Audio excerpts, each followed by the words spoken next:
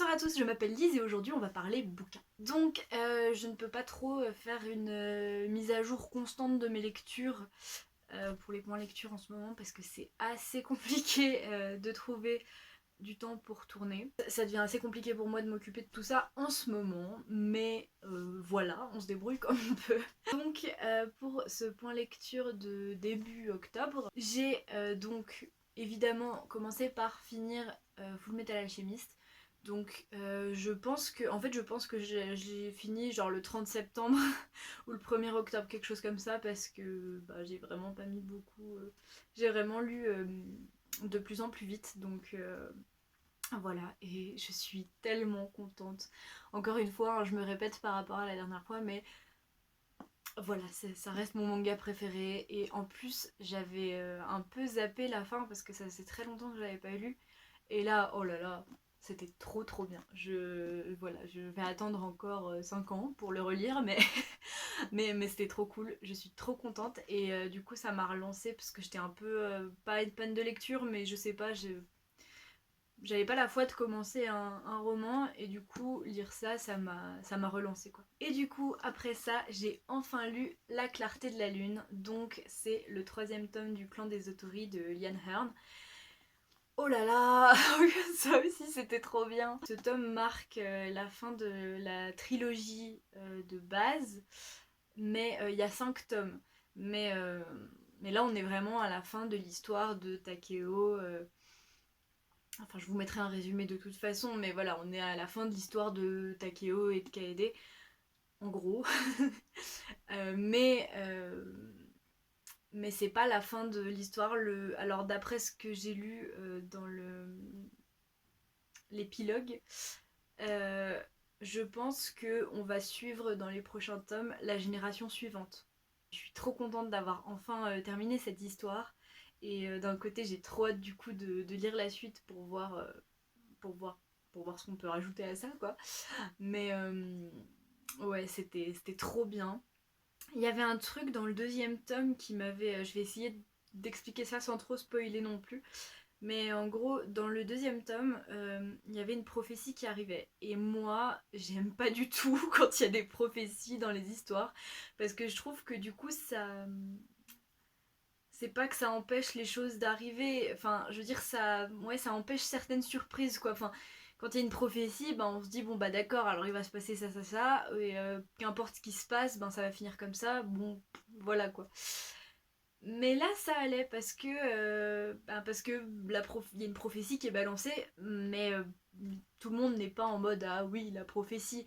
Même Takeo, il y croit pas trop, il sait pas trop s'il doit y croire ou pas. D'un côté, comme il a entendu cette prophétie, il peut pas s'empêcher d'y croire. En plus, il y a des trucs qui correspondent, mais il y croit pas à 100%. Et j'ai trouvé ça bien parce que du coup, ben on sait pas vraiment si on a l'espoir des fois que ça se passe comme la prophétie et des fois pas.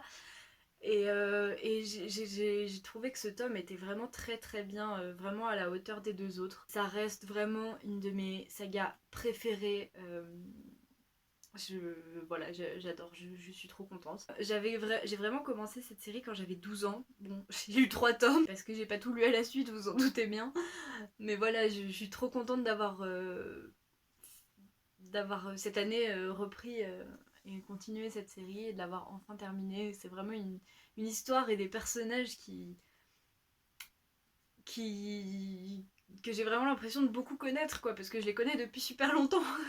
C'est un petit peu comme quand je lis Harry Potter. Il y a quelque chose que j'aime beaucoup dans le personnage de Takeo, c'est que c'est son rapport à la religion, enfin aux religions et aux croyances et aux dieux, parce que comme ça c'est pas du spoil, hein, c'est dans le 1, il a été arraché, disons, à sa famille, à son village, à sa culture. Il a été arraché à sa religion de base avec laquelle il a grandi, donc les invisibles.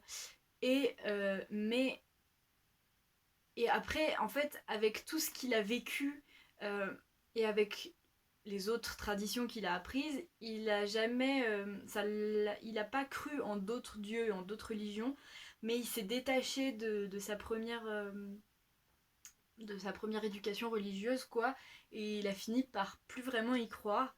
Et il le dit lui-même, il est d'un point de vue spirituel, enfin il croit pas vraiment en tous les dieux qu'on lui a présentés quoi. Mais il continue des fois à prier, à honorer des dieux, tout ça. Et c'est très difficile à expliquer, mais c'est quelque chose qui est super intéressant, je trouve, et qui me parle beaucoup comme point de vue. Donc voilà, c'était le petit plus, parce que du coup, avec cette histoire de prophétie et tout ça, dans le troisième tome, on le ressent beaucoup, quoi. On est aujourd'hui le 17 octobre. Et ce matin, j'ai terminé de lire Histoire de fantômes irlandais, donc collecté par Jeremiah Curtin. Donc, alors ce livre, comme je le disais, ce sont des histoires qui ont été collectées en Irlande et traduites du gaélique par Jeremiah Curtin. J'ai pas la date exacte de la parution de ce livre, mais c'était, je pense, milieu, fin 19e, quelque chose comme ça. Donc voilà, ce sont des assez vieilles histoires. Et j'ai beaucoup aimé. J'ai un peu eu du mal au début parce que je pense que j'étais pas exactement dans la bonne ambiance. Mais petit à petit, c'est vraiment quelque chose que j'adore, ce genre de vieilles histoires. C'est pas... attention, hein, parce que c'est pas des histoires qui font peur, hein, clairement pas du tout. C'est vraiment des histoires de veillée, quoi, des histoires de village, des histoires de famille. Et d'ailleurs, c'est pas uniquement des fantômes, hein, c'est pas uniquement. Il y a beaucoup d'histoires de fantômes, d'esprits, de revenants, mais il y a certaines histoires où c'est simplement des choses qui paraissent surnaturelles ou des histoires surnaturelles. Enfin voilà, faut pas s'attendre à de l'épouvante ou quoi que ce soit. J'ai beaucoup aimé parce que c'est vraiment le genre d'histoire que j'aime beaucoup lire. En plus, il y a beaucoup d'histoires, je sais pas combien il y en a exactement parce qu'elles sont pas numérotées, mais il y en a vraiment beaucoup parce que la plupart des histoires font pas plus de 3 à 5 pages quoi. Il y en a certaines qui font quelque chose comme 10-11 pages, mais c'est les plus longues. Donc c'est pas mal, il y a pas mal d'histoires. Alors il y a quelques répétitions, hein, des trucs qu'on retrouve, mais c'est vraiment super bien. Et de temps en temps, entre les histoires, on a un peu de contexte ou des explications par rapport aux croyances de l'époque. Enfin à ce moment-là en Irlande, des petites explications pour qu'on puisse mieux comprendre les histoires et j'ai trouvé ça vraiment super intéressant, ça m'a passionné quoi.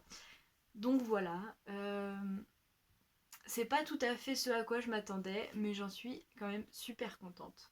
Donc voilà, c'était plutôt un petit point lecture, mais c'était très cool, parce qu'encore une fois, j'ai adoré toutes mes lectures, donc c'est ça le principal. Et puis, en attendant une prochaine vidéo, je vous souhaite de très belles lectures. Bye!